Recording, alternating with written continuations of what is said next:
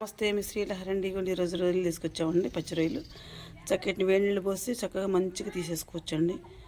చాలా రోజులు దొరికిన రొయ్యలు ఎంత బాగున్నాయి చూడండి, అన్నీ బ్రతికే ఉన్నాయండి. ఇదిగో చూడండి ఫ్రెండ్స్, ఇప్పుడు వేడి వేడి నీళ్ళు పోసేసారండి. వాటిల్లో చూడండి ఎలా దూతని చూసారా. పోసేయండి, పోసేస్తే తొక్కలన్నీ ఊడిపోతాయండి, అంతగా చనిపోతాయండి. ఇప్పుడు అట్లాగే పోసేయండి అండి దబ్బకన. ఏది కొద్ది పుల్లు చక్కగా కూడా వస్తుందండి. ఇది ఇప్పుడు చిన్నప్పుడు మా నాన్నగారు చెప్పిన చిట్కా అండి. ఇది ఇంత పులుసులు ఊడిపోతాయండి, వేడి నీళ్ళతో అయితే పులుసు ఊడిపోతుంది. చూసారా, అన్నీ ఇంచుమించు మ్యాక్సిమం చచ్చిపోయినాయండి. ఇప్పుడు వీటన్నిండి తొక్కలు తీసేయాలండి మనం. ఇది గట్టిగా ఉంటాయండి బాగా. ఇది కొంచెం చక్కగా పులుసు మొత్తం వేడి నీళ్ళతో తీసేసానండి. అన్నీ తీసుకున్నామండి. దగ్గర అర కేజీ తీసుకుని దగ్గర 10-15 వచ్చాయండి. గిన్నె అయినాయండి. గిన్నెలో పెట్టి కొంచెం ఉప్పు పసుపు కారం వేసి కొంచెం కలిపి అక్కడ పెట్టానండి. మంచిగా ముక్కలు పట్టద్దని పెట్టానండి. తర్వాత ఉల్లిపాయ ముక్కలు పచ్చిమిరపకాయ ముక్కలు కోసుకొని కర్రీ చేసుకుందామండి.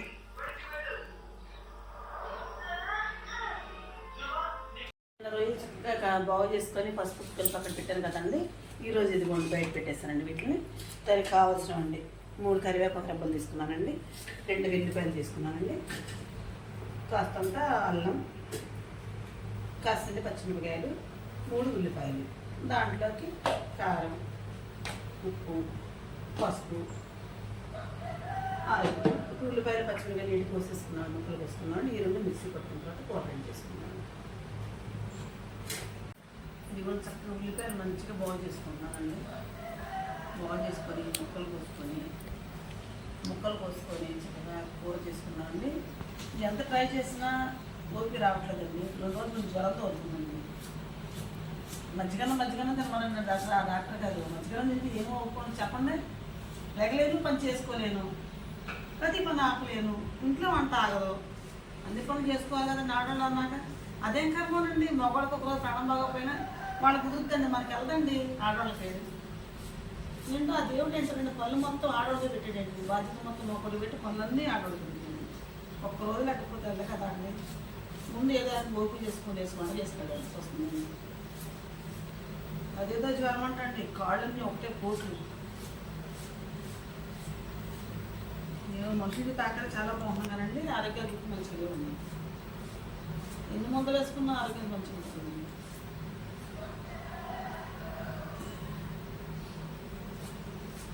కళ్ళు ఎవరో కొట్టినట్టు, అమ్మో నాన్నో నాతో కొట్టినట్టు ఏడిపోతుంది. చూసారు ఎట్లా ఏడిపోతుందో. ఈ రొయ్యలు తీసుకున్నామండి. కార్తీక కదా మేము చేపనుకున్నాం. ఈరోజు రొయ్యలు ఇస్తే సరే రిపోర్ట్ చేసుకున్నాం అని చెప్పి హ్యాపీ రోజు చేసుకుంటున్నామండి. చాలా రోజులు అవుతుందండి రొయ్యలు తీసుకోకుండా. నేను చాలా రిటర్న్ రొయ్యలు తక్కువ అండి. హెల్త్ బాగున్నప్పుడు ఒక రొయ్యలు వాడానండి నేను. మళ్ళీ ఇప్పుడండి కర్రీ కూర చాలా బాగుంటుంది. రొయ్యలు కూర కొబ్బరి ముక్కల్లా, పచ్చి కొబ్బరి ముక్క చూసారా, పచ్చి కొబ్బరి ముక్కలా ఉంటుందండి కూర. బిర్యానీ అయితే ఇంకా బాగుంటుందండి రొయ్యల బిర్యానీ. ఈ మధ్య ఎక్కడో లేటెస్ట్గా భోజనాలు కూడా పెట్టారండి ఎక్కడో. కానీ మా ఆయన అమ్మాయి ఫస్ట్ ఫంక్షన్లో చూసానండి బిర్యానీ. ఇది ఇప్పుడు ఏంటంటే పండక్క రొయ్యల బిర్యానీ ఎక్కడ బాగుంటుంది ఎక్కడ ఉంది. మా ఆయన అమ్మాయి స్టార్టింగ్ అక్కడ తింటానండి నేను. ఇంకప్పటికి మాకు ఏమైనా అంటారు చూసారా, అవి బాగున్నాయి అనుకున్నాం. ఏదో తరగతి చిన్న ప్రాబ్లం వచ్చి హాస్పిటల్కి వెళ్తే తొలగింది అమ్మ నువ్వు మంచిదన్నారు. 4 దొరికినా 3 దొరికినా 8 దొరికినా తెలిసిన అబ్బాయి తెచ్చి ఇచ్చేవాడు అండి. అయ్యే ఉంటున్నానండి. ఇప్పుడు ఆరోగ్యం అయితే పర్ఫెక్ట్ అండి. కాకపోతే జ్వరం అవుతుందండి 2 రోజుల నుంచి. మేనేజ్ చేసుకోవాలి కదండి, మీరు ఆగిపోతారు కదండి. అట్లా పడుకున్నాను. అయ్యో ఈరోజు వీళ్ళు ఏం పెట్టలేదు, ఏం కర్రీ పెట్టలేదు మధ్యని చెప్పి ఆలోచనతో ఏదో ఒకటి పెట్టుకున్నాను చిన్నవి. కాబట్టి మీరు ఏంటి పెట్టిందా ఏందో పోయిందని పెడతాను అనుకోకుండా. నాకు కొంచెం హెల్త్ సరిగ్గా లేక నేను ఈ సరిగ్గా పెట్టలేకపోయాను. కానీ ప్రతి ఒక్కరు నా వీడియో చూసి క్లిక్ చేసి వదిలేకండి, చూడండి ప్లీజ్ అండి. నేను ఎంత కష్టపడి చేసుకున్నాను నాకే తెలుస్తుంది. అది నేను ఇది సరదా కోసం, నలుగురు చూడటం కోసం, పబ్లిసిటీ కోసం చేసుకోవట్లేదండి. నాకంటూ ఒక ఆధారం కావాలి. పిల్లలు ఉన్నారు, రేపు పొద్దున్న చెట్టుకుని దేనికైనా పిల్లలు ఆధారపడకూడదు. మాకంటూ కొద్ది గొప్ప ఇస్తుంది అనుకోండి, మనం కష్టపడి మన పిల్లలకి ఇస్తే వాళ్ళ సాటిస్ఫాక్షన్ మా మమ్మీ ఇచ్చింది అన్నది నా పిల్లలకు అడగాలండి. మా ప్రాణిగా ఉన్నారు, నా చిన్న అవసరం కూడా నా మీద ఆధారపడలేదు. బుడ్డ చేసుకుంటాను అనుకుంటుందని చెప్పి చేసుకుంటానండి. కూర స్టార్ట్ చేసుకున్నాను. అల్లం వెల్లుల్లి జీలకర్ర 3 పేస్ట్ పట్టుకున్నానండి. సారీ ఏమైనా తప్పులుంటే క్షమించండి. ఇదిగోండి పచ్చిమిరపకాయలు కోసుకున్నాం, చక్క చీరకలాగా ఉల్లిపాయలు కోసుకున్నాం. ఇప్పుడు కూర స్టార్ట్ చేసుకుందాం. ఫస్ట్గా మనం కరివేపాకు పచ్చిమిరపకాయలు వేస్తానండి. జమాకారం ఉందండి.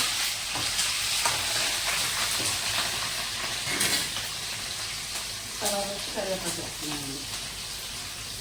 కంటి మసాలా ప్రతి కూర వేస్తానండి నేను. మీరు కూడా వాడండి. ఇది ఉల్లిపాయలు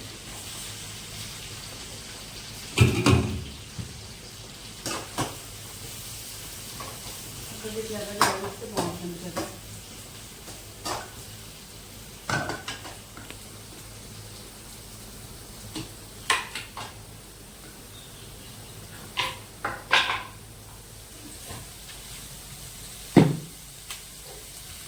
చక్కగా వేయించుకున్నామండి.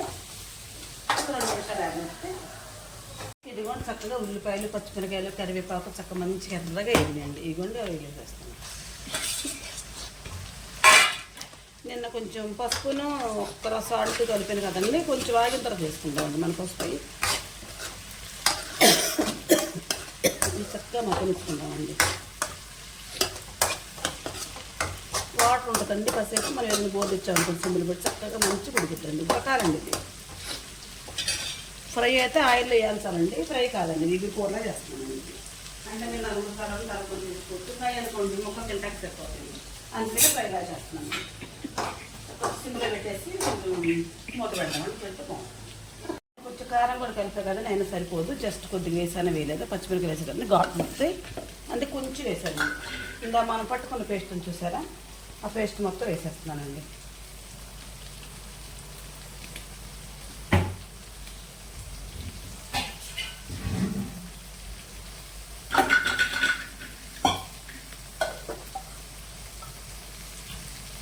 ఇది కూడా కొంచెం వాటర్ కూడా దీంతో పాటు పోసుకుంటున్నా.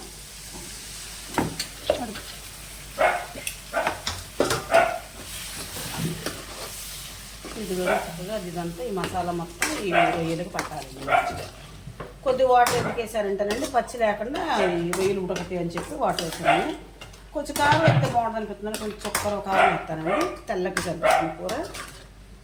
పచ్చిమిరపకాయలు అని చెప్పి వేయలేదండి. ఒక్కరో టేస్ట్ చూద్దామండి. బాల్ కొంచెం లైట్గా ఉప్పేస్తే బాగుంటుంది. ఈ విధంగా చక్కగా మగ్గిపోయిన తర్వాత మనం రైస్ వేసుకొని తీసేయచ్చండి. నేను చేసే రొయ్య కూర చేసే విధానం మీకు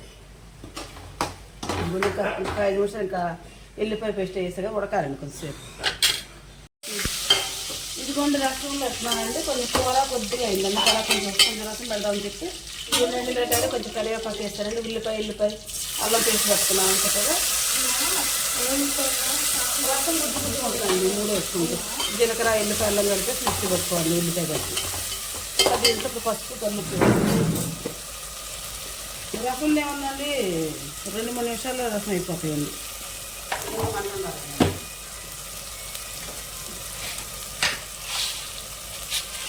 కలిపేస్తుంది.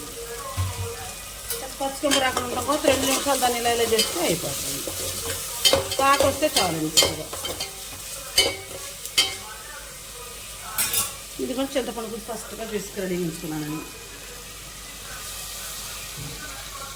చక్క సరిపడంత వాటర్ పోసుకుంటే సరిపడుతుంది. కొంచెం ధనియాల పొడి కూడా వేసేసుకుని, ధనియాల పొడి అండి అంటే ధనియాల పొడి చెక్కను లవంగం ధనియాలు కలిపేసి పట్టుకున్నానండి.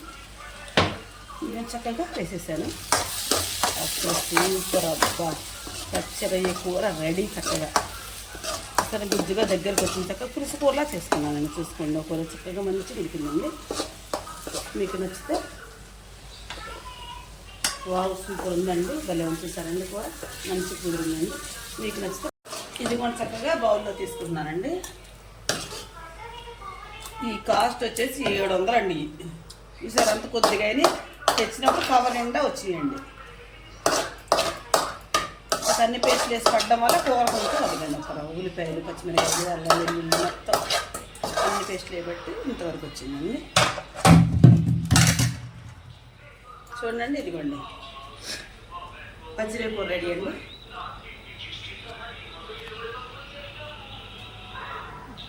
పచ్చిరేపు రెడీ అండి. మీకు నచ్చితే నాకు లైక్ అండి, ప్లీజ్ సబ్స్క్రైబ్.